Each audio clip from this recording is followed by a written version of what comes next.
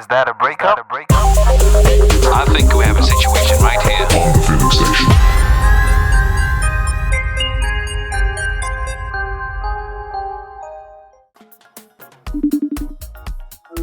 Hello. Hey, what's happening? Hello. Welcome to the Feeling Station. Thank you for having me. How you feeling? I'm a bit nervous, but I'm okay. I'm okay. That's always nice, to have that little bit of edge, because for some reason it kind of keeps you on your toes. But by the time we finish, I can guarantee you're gonna be at ease. So relax, girl. You're in good hands. All right. Right. For those who are listening to the podcast for the first time, it touches on breakup stories that people would like to talk about, with a view to give you, the listener, lessons that you can learn from my guest experience. And one of the reasons why the podcast is doing great is because I do my best to keep my guests anonymous, which brings me to the fun part. The part that I give you the name that you're going to use for the duration of this episode. Are you ready for this one? I'm ready. Cool. So your name is in Swahili, meaning that it can be used in predominantly Tanzania and Kenya. And your name is Makena, which is M-A. McKenna. Yeah, M-A-K-E-N-A, Makena. McKenna. That's nice. Yeah, What does it mean? it's all right. Especially the meaning. The meaning is happy one. So somebody who's always bubbly and happy and charming and excited and all of that. Now, how well does that describe you as a person? Are you generally a happy person? I am. I'm actually a very happy, energetic person. Oh, yeah. Another name with real meaning. This keeps getting better. And what are you going to call the guy that you're going to talk about?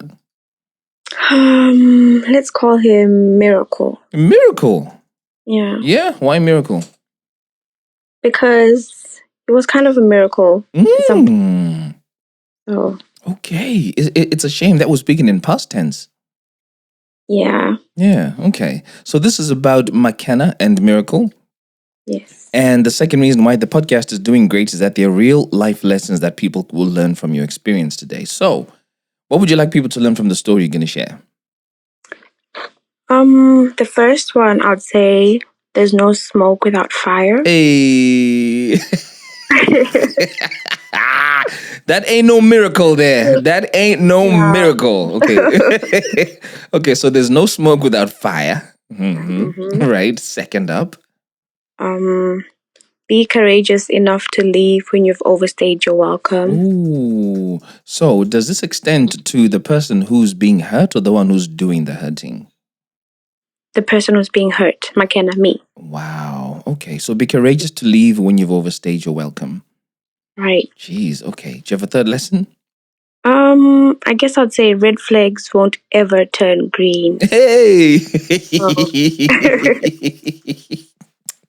I'm only laughing because, when we don't listen to our gut, we're secretly hoping that the red flag will turn green. Right. So this for me is a really good lesson because you're saying, hey, it does not change. No. Right? Okay, cool. So I got 3 lessons. First up, there's no smoke without fire. Second, be courageous to leave when you've overstayed your welcome. And last but not least, red flags will never turn green. Right. Right, let's get into it. So, McKenna, where did you meet Miracle? And why did you decide this is the guy I want to be with? We met in church, actually. Oh, And for me, it was like love at first sight. what does Because- love at first sight feel like? I don't know if that has happened to me. I mean, what is like love at first sight? Describe to me what that feels like. Okay. So what actually happened was I looked at him and I was like, wow. Wow. Literally just looking at someone and you felt intense stuff. Right. So at that time, he was serving as a youth pastor Mm-hmm. and as well, he was a worship leader. Okay. I was like, that's nice, Mm-hmm. and I was kind of drawn to that as well. Is it because he was a bit of a power figure? Because being a youth leader is not a small responsibility. Right. It was And, definitely. and then leading, did you say he was leading the choir as well? Mm-hmm. That's not a small responsibility either, because you are literally the one who's going to help people get to that spiritual zone when the music is so good. Right. Yes, So do you reckon some of that authority that he had was attractive? I do. Wow. So in addition to the initial look, there was this added authority, and you were like, "Yay, no man, this is the one." Yeah. Mm-hmm. Okay. And then we met because I also wanted to join the worship team. So did that mean you needed to go through him to join the worship team? Exactly. So how did you approach this guy? What did you say to him? Were you just like, "Hey, I want to join the worship team," or what? I want to know what that was like. Oh, I actually didn't. I sent my sister because I was too shy. I couldn't speak. Oh, you were too shy, yeah? I was. Okay. And then I had to go to the practice the next Saturday. Mm-hmm. That night, he texted me around 12 midnight, saying, "Thank you for coming. We've been praying for your voice." All that jazz. Okay. That's how we got to talk. How did you get your number? I have no idea. And that didn't creep you out? No, it didn't bother me. Is that because you liked him already? Probably, yeah. Okay, all right. So fast forward to us dating. Well, before that, I had this one service where a girl came up to me and she told me he has a girlfriend. Right. And I was just like, I didn't know this girl. I was like, I don't know you, so I'm not going to listen to it. So here's the question. How did this girl know that you guys were an item? Because I had asked her. I was like, who's that? Like, just trying to find out stuff. Mm-hmm. Then she explained, oh, it's Miracle. He does this and this and this, and he's dating her. I was like, oh, okay. Okay. Yeah. So you find out that he's got a girlfriend, but then you're like, nah, look, I don't know who you are. I don't know why you're telling me this stuff. You're pretty much chatting nonsense. I don't take it. Okay.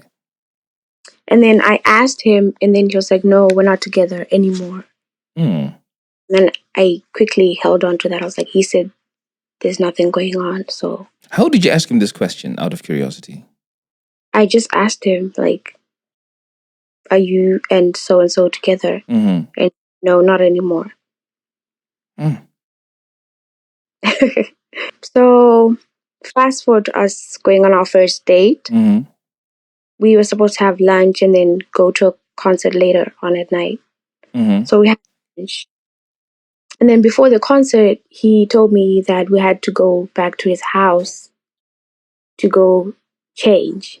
Okay. I was like, okay, that's fine. So, and then when we got to the house, the whole family was there. I'm talking of like the grandparents, the moms, everyone was there. Wow. I didn't know that it was going to be an introduction. Yo, mad thing. Right. So when we got there, he was like, this is going to be my future wife. Yeah. How long had this been? How long had you guys been together, in quotes? Probably like a week or so. Yo, mad. Yeah. Okay. Yeah, right. And then I was happy and everyone was okay. They were nice to me. Even from the word go, when he was asking me out, he was like, you're going to be my wife. I love you for what you are and what you're becoming, In my mind, I was like, but then no, man. This miraculous guy, Miracle, is doing some miraculous things, as his name goes. Within 1 week, he's already told you that I love you, I love things about you, I love how did he get to that so quick? I mean, I'm not saying you're not an amazing person. You are. Right. But didn't you feel that was a bit too quick? Not really. How come? I mean, this is 1 week. And by the way, this is 1 week for him to introduce you to his family. Which means he told you this whole I love you stuff before 1 week had hit. How many days in were you before he told you that stuff? That he loved me? That's how he was asking me out to be his girlfriend. He was like, I love you.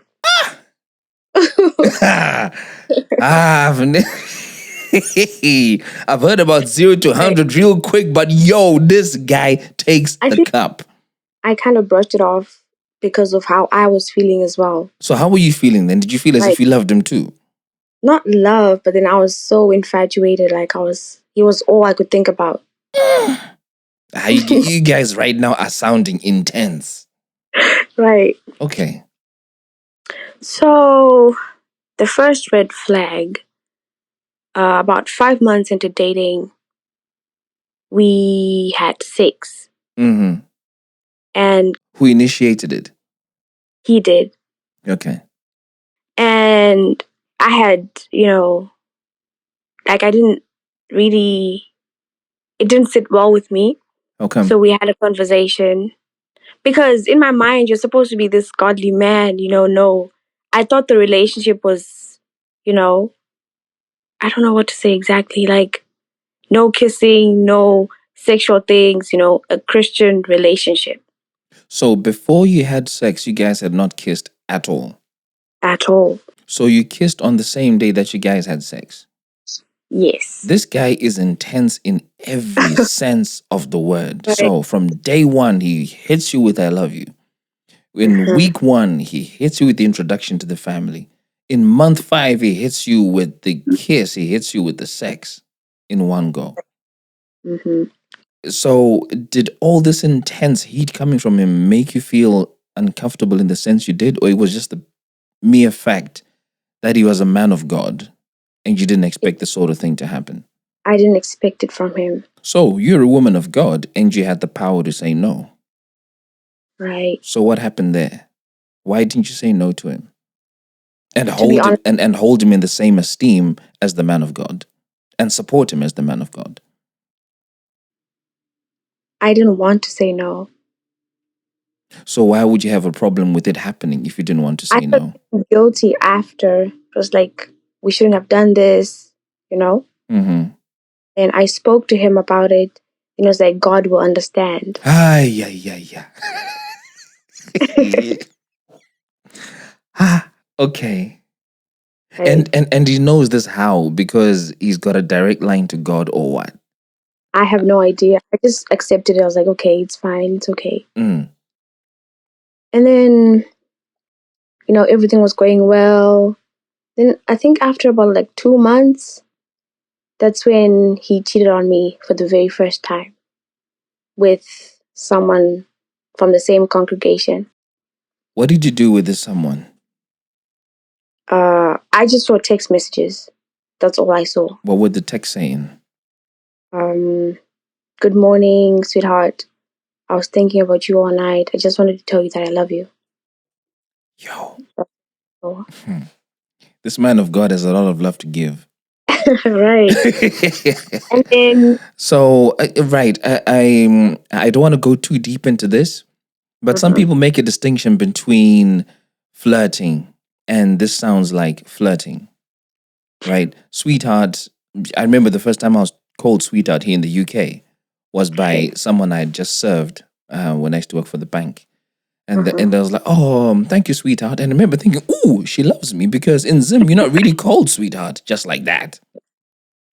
It only then became known to me years later that it's a cultural thing to call someone honey, and to call someone sweetheart, and to call someone darling. It's endearing. Right. So why were you so sure that the sweetheart in the text was not an endearing expression that's a cultural thing where you are, versus it being like sweetheart as in you are my boo? He admitted it. He was like, it won't happen again. They were actually in a relationship. Yo, and this wasn't the girl that you were warned about at the beginning? No, it wasn't. It was someone else. How did you feel when you were reading that text? And how did you read that text in the first place? He had asked me to pass him his phone. And then I was just like, let me go through it. You know how we are sometimes. How much time did you have to pass a phone? How far was he from you? He was like in the next room, and then he told me, go get it from the office. So that's where I went. So in between you being in the office and getting to him, you had enough time to go through text and read this thing. Right. Right. Now, why did you feel the need to go through his phone in the first place? Were you getting some type of vibe from him before? Not really. I don't know. It just happened. No, it just doesn't happen. like, my dad could say, Tendi, can you grab my phone? And I would not be inclined to go through his phone unless I felt there was a reason to. Why did you feel the need to go through his phone? I don't know, to be honest. Or let me say, I don't remember. Okay. Yeah. So you went through this, you read this, and then how did you feel after you read that message? I was broken. I cried so hard. But then I had to like kind of hold it in because we had a youth service about to start. Mm-hmm. And I didn't want people to see me crying, and the girl was going to be there as well. Oh. Did you know did you know her personally?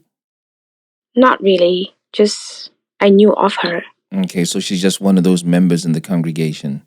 Right. Crazy. Okay. So he says, hey, that's not going to happen again. Did you ask him if there was more to this? Because being in a relationship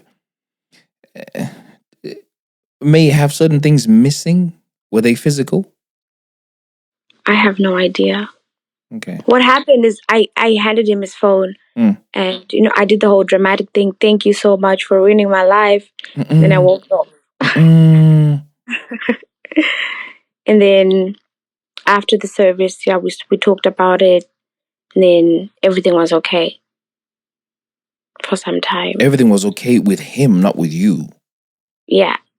Okay. Why did you agree to forgive him?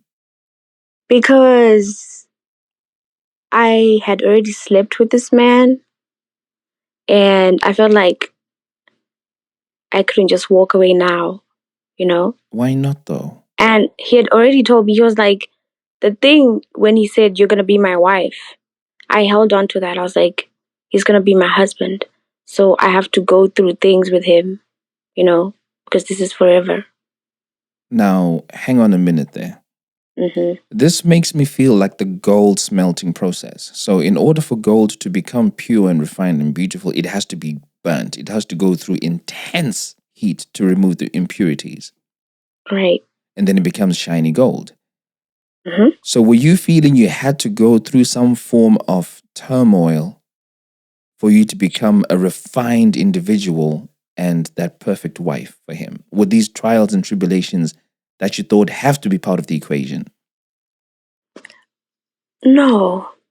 So why were you taking the bullshit? Like I said, I loved this man at this point, and I felt like I can't just let him go. He'll change. That sounds to me like this guy's promised me to be a wife. I want to be a wife. If I fuck shit up now, I'm not going to be a wife. I'm not going to be a wife. Right. So were you hanging on to the idea of being a wife? Being a wife, right. Now, a pastor's wife. Now, why was being a pastor's wife important? I felt like it was kind of like, okay, my parents are pastors. Yeah. So to me, there was like, it's going to be the same thing for me. I see. Right. I see. This is what I was trying to get at, to understand what the driving force might have been. And because you've mentioned that your parents were pastors, it's all starting to make sense. Right. Because we kind of model a lot of our actions and thoughts based on what we grow up seeing. Mm-hmm. And so for you, seeing the union of a mother and father that are pastors is a model that you aspire to become. And this guy was fitting the bill. Exactly. Because he's a youth leader, he's a choir leader, he's a good figure in the church. And if I'm married to him, I'm going to follow the examples of my folks, which is what I aspire to because it's beautiful. Right. Right. That all makes sense now. So you forgive this guy and you guys continue. We continue. Mm-hmm. And things go well for some time. And then he cheats again. But then before that, I had to leave Zim. Yes. And go to school. Yes.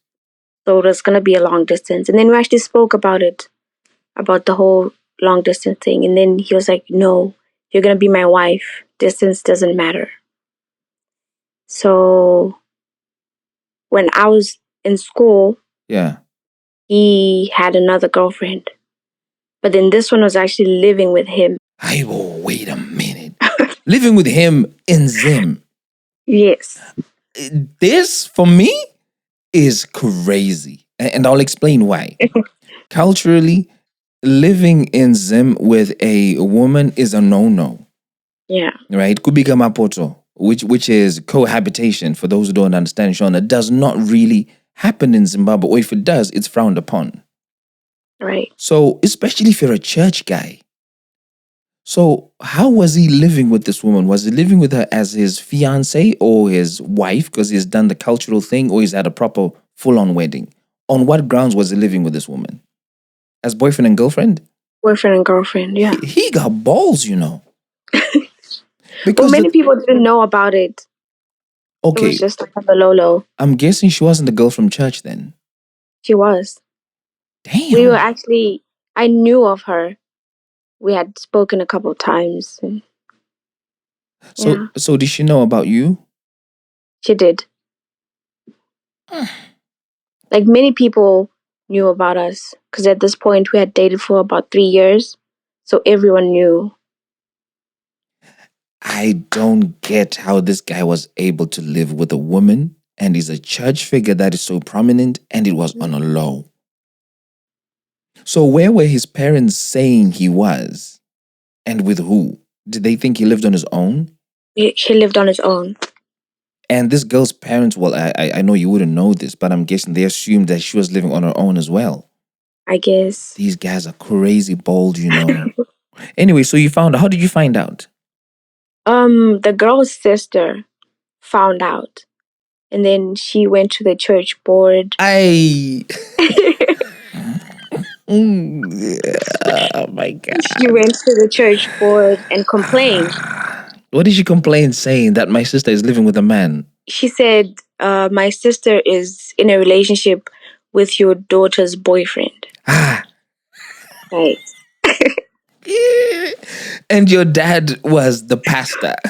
Right. This is crazy. How did your dad respond? Well, how did your parents respond?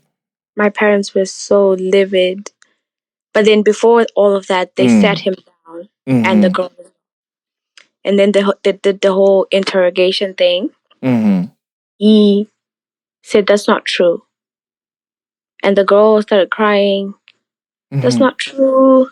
And then my dad was like, give me your phones. I can see. Right? And they gave their phones? No. My boyfriend at that time, Miracle. Miracle, yeah. He said no. And then he stood up and walked out, caused a huge scene. Oh my right. gosh. The disrespect. Right. That's how my dad knew that this was true. And then my dad called me. Then he explained the whole thing. But before my dad called me, Miracle had called me. And he told me, people are accusing me of being in a relationship with this girl. It's not you know? Miracle, my guy. You can't miraculously make shit disappear. And I think I'm starting to see lesson number 1 to say there's no smoke without fire. Without fire, right? Because this guy was trying to put out a fire that was already ablaze. And he knew how heated it was going to get for him, which is why when it got really hot, he stood up and was prepared to disrespect your father just to save his ego. What a douche. Okay, so he had called you to preempt, and then your dad calls you to say that this is true. Right. And then I had an argument with my dad. Right. Because I was on his side. I was like, how can he tell me something if it's true, you know? You were on whose side? On Miracle's side. My way. And then I was actually in an argument with my dad. I was like, you never liked my boyfriend from the start. And that caused a huge dent into our relationship. With your dad or with Miracle? With my dad. I can imagine, because, fathers only have your best interest at heart. Right. Why would your dad lie to you about such a thing? You are his jewel, and he wants to protect that jewel. Well, the thing is, from the start, both of my parents were like, no. Why did they say no? I didn't ask them. They probably saw stuff that you didn't see. Right. As soon as they said no, I was like, I'm not having this conversation. I blocked them out. Okay. Yeah, okay. Right. So after that, during the holidays, I went back to Zim. And I had to use his phone for some reason. Because mine wasn't working. And then I was actually in the middle of a prayer session, playing music. And then the next song comes on is an audio from this girl. Right? Yeah. And What did the audio say? she was basically saying, I had fun last night. Aye. Yeah, we should do this again, But she was just, and then she was like, this time with protection. Ay. Oh. I am speechless. I am weak. Right. Was he there when this stuff was playing? No, he wasn't. So I called him, and then I told him, I found your messages, and all I want to say is thank you. Because I'm not the type to yell at someone. No, I'll just say what I have to say. So what were you grateful for that you're saying thank you? I was just saying thank you for ruining my life, just thank you. Okay. And then I ended the call, and then I called the mother, Miracle's mom. And then I told her everything. And then, she was basically saying, give him another chance. He won't do it again. Blah, blah, blah. No, but wait a minute, right? Right. Why were you calling Miracle's mom? Because, okay, instead of calling your dad to say you were right. I wasn't going to admit that I was wrong. Why? Because of the way everything went down. The whole argument, I defended him. I was like, he won't do that. He has never done that, So how did you know that Miracle's mom wouldn't defend her son also? I don't know. I guess we were close at that time. So I felt like I could tell her, even if her son did something, she would be on my side. Of which she was. Yeah. She told me, you need to pray because his father was like this as well. So you need to be a prayerful woman. But just forgive him and give him another chance. I know I really shouldn't be saying this, but that is a huge thing that I have a big problem with. Right. In the sense that this is where expressions like Shinga come from. And Shinga, basically, for those who don't understand, Shona means be strong, my girl. And it's normally oriented towards women, which kind of say that the behavior that men do, good and bad, is acceptable for as long as you have a strong heart as a woman to take it and stay in. Right. Which is a whole heap of bullshit, excuse my French. And for her to say such a thing, to say that this is what his dad was like, just hanging there, things are going to be okay, is already telling of what her situation was like, or probably still is like. So for me, if I was hearing that coming from a mother, I would be like, yo, Mumsy, this is the wrong stuff to say to me. So when she told you this, what was your reaction? I don't really remember. All I know is that I told her, and then Miracle was already at my house, at the gate, trying to talk to me. So I don't really remember my reaction there. The reason why I'm a little speechless is Miracle, when he stands in front of the congregation and he sings songs like "Glory, glory to you, how worthy is your name, Lamb of God," blah blah blah blah blah. He is proclaiming things that he actually does not do. Which is misleading for a lot of people. And this is some of the reason why a lot of people no longer do church. Because those people in power and with the authority to make everybody feel right and do right are not doing the same. So if somebody's not walking the walk, people say, no, this stuff is rubbish, and they leave and never come back. Right. So did you start viewing him differently when his actions were different to his words? I did. We spoke about it, and then he was like, you need to understand that you're dating two different people, the pastor and then Miracle. My way. Yeah. And he was like, God forgives. He doesn't need me to be perfect for him to use me as a vessel. Basically, what that means to me is I'm okay to do bad things because I know that I can bank on God to cleanse my sins and hit the reset button, and we can start from the beginning, and you should accept it because this is what God does. Right. So did you accept that kind of behavior from this guy after this point? I did. My Actually. way. Hey, McKenna. I did. What? Okay, So, let's talk about this for a sec. Was it because of the sex, or it was because of the prospect of becoming a wife? Were you still focused on becoming a wife? yes, it was everything. And also how long we'd been together. This was Because how I can't just leave. this was how many years in now? Like 2.5. Lord of mercy. Okay. Mm-hmm. So he comes So, over to make things right. things right. Mm. And then, so before I had gone to school the first time, he had given me a ring. What was the ring signifying? He just said, "I promise to love you." Okay. And right, So it was a promise ring. right. So when he came to the house, I gave it. He was like, "I don't know what you're talking about." He started denying the whole thing. Then I played the audios.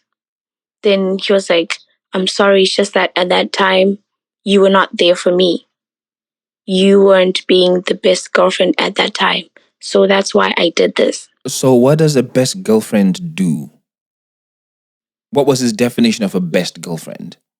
Well, because I was complaining, saying, "You no longer call me and talk to me." And then he was saying that I was nagging him too much. Hey. I guess, yeah. So I gave him his ring back, did the whole dramatic thing, like take a ring back, and then he left. And then we ended up getting back together. Why? I don't know. I missed him, I guess. Okay. And he was apologizing. So I was like, it's okay, don't ever do it again. So for the December holiday, we went on holiday with my family, and then him, and then my brother and his girlfriend as well. So, whilst you're talking about family, how much did your family know about his shenanigans? I never said anything. So they knew nothing apart from the incident that your dad was a part of. Right.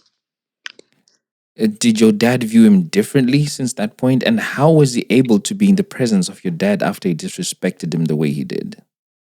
Did he say sorry to your dad? No, he was acting as if nothing ever happened. Ay, man, this guy.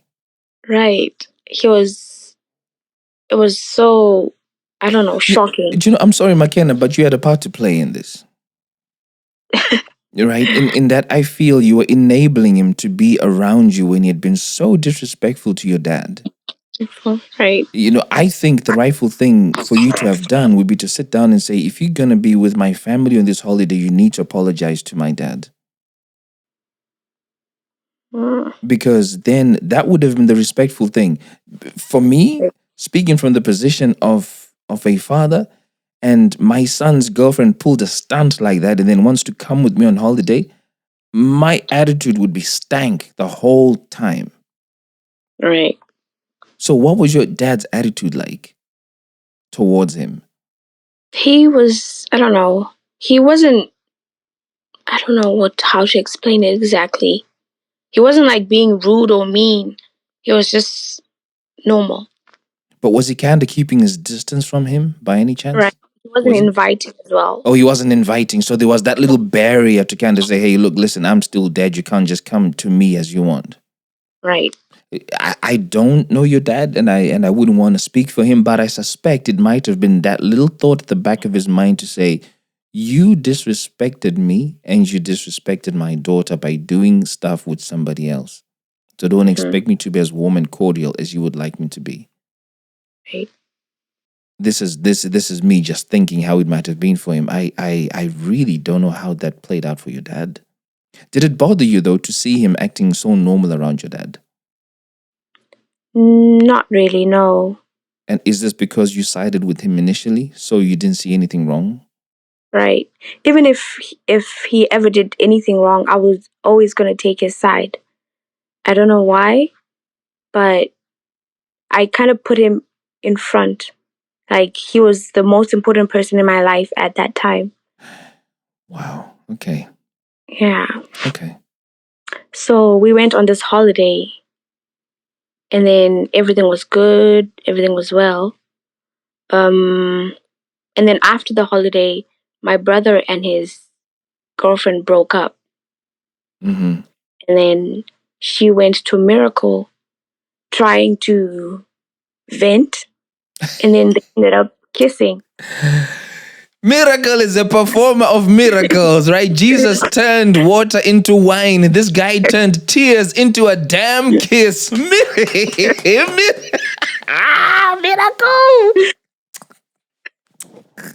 So yeah, they ended up kissing.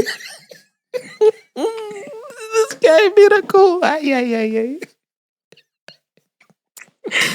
Give this man a beer for me, please. He is a performer and a half. How did he turn tears into a damn kiss? And this is for your brother. Right. Jeez. Mm-hmm. I'll let you speak before I ask one question, so please go ahead. Okay. So they ended up kissing, and then he told me like 4 months later. And then I was like, so why are you telling me now? Only to find out that the girl wanted him to pay some kind of debt for her, and he said no, and then she threatened to tell me My about way. her kid. That was the only reason why he told me.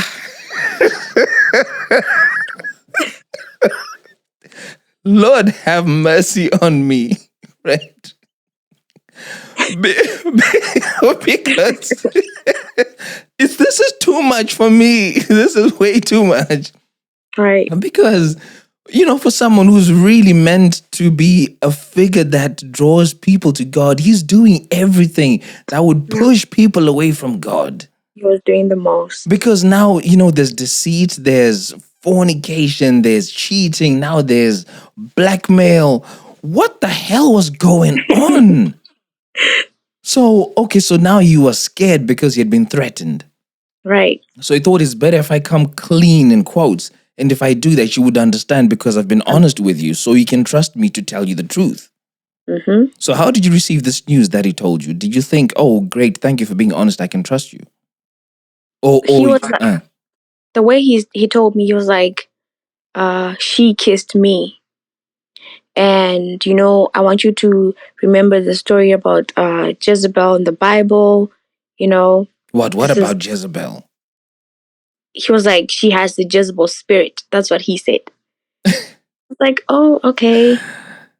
And then at that time, he had another pastor and his whole family talk to me to apologize on his behalf.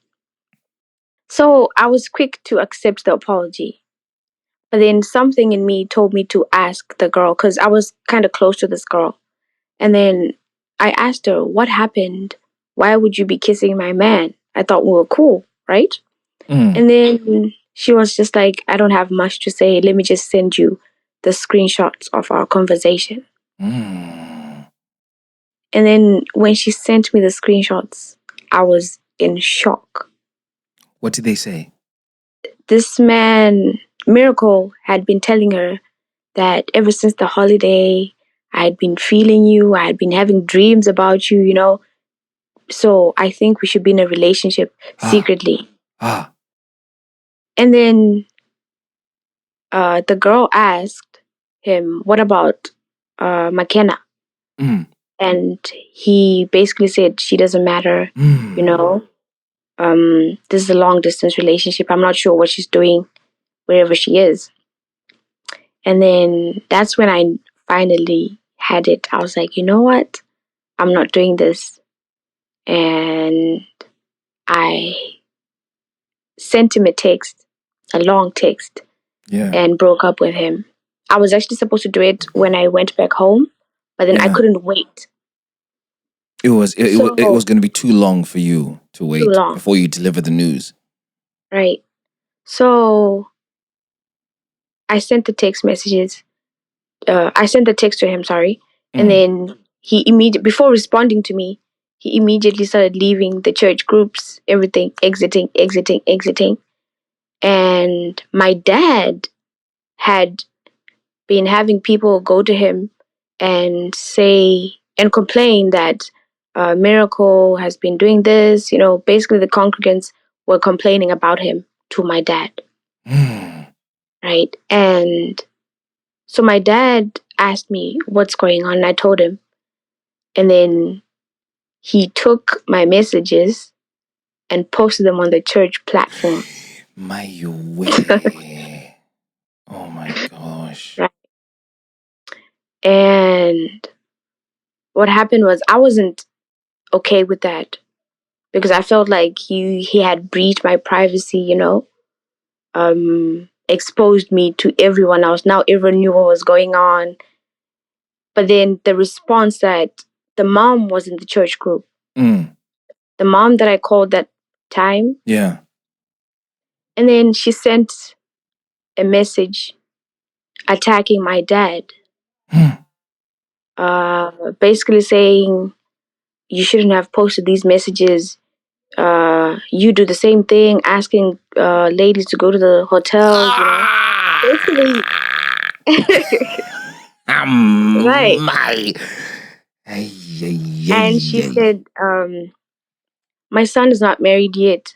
He can date whoever he wants to date. Your daughter is not the only girl in the world, basically.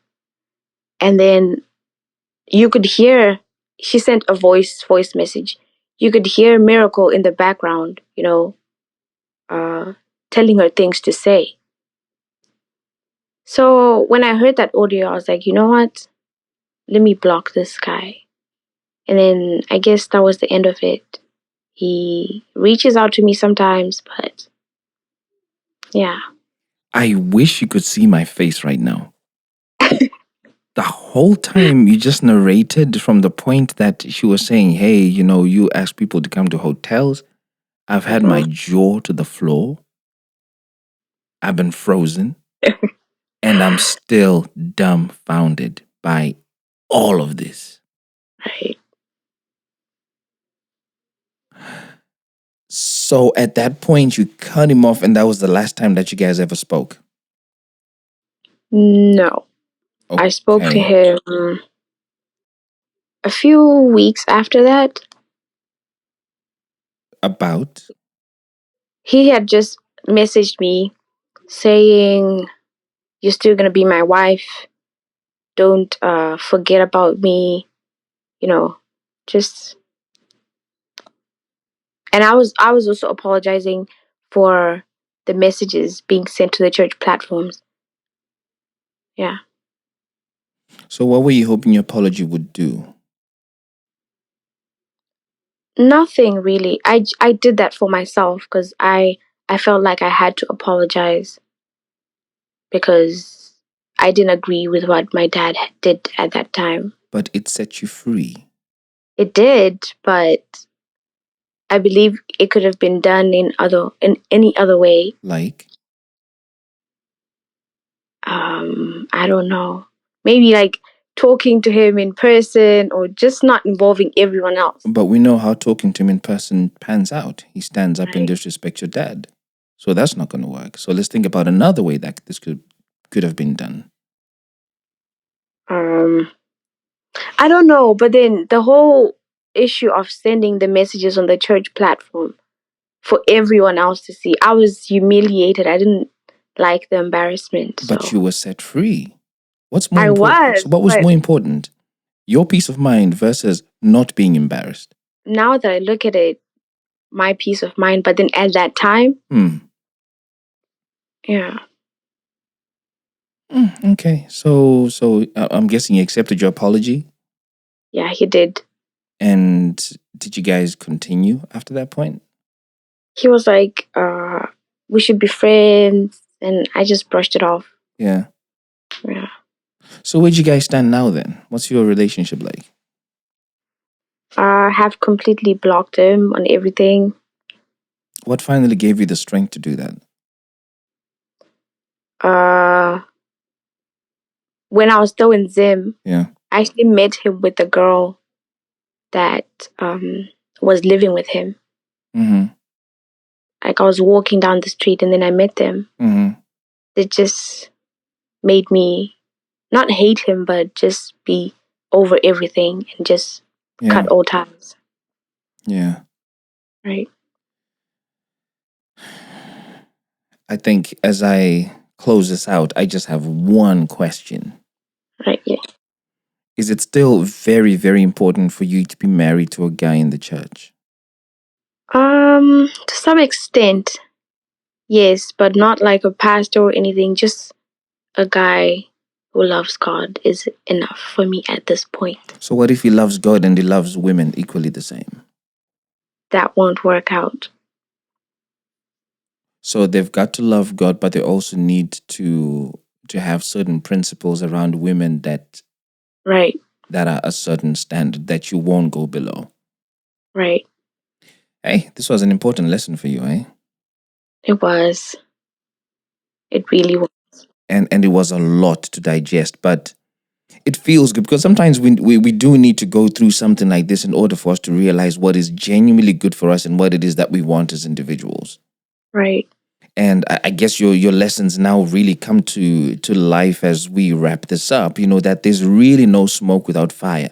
Right from the first conversation where that woman said, this guy has got a girlfriend, that was the smoke.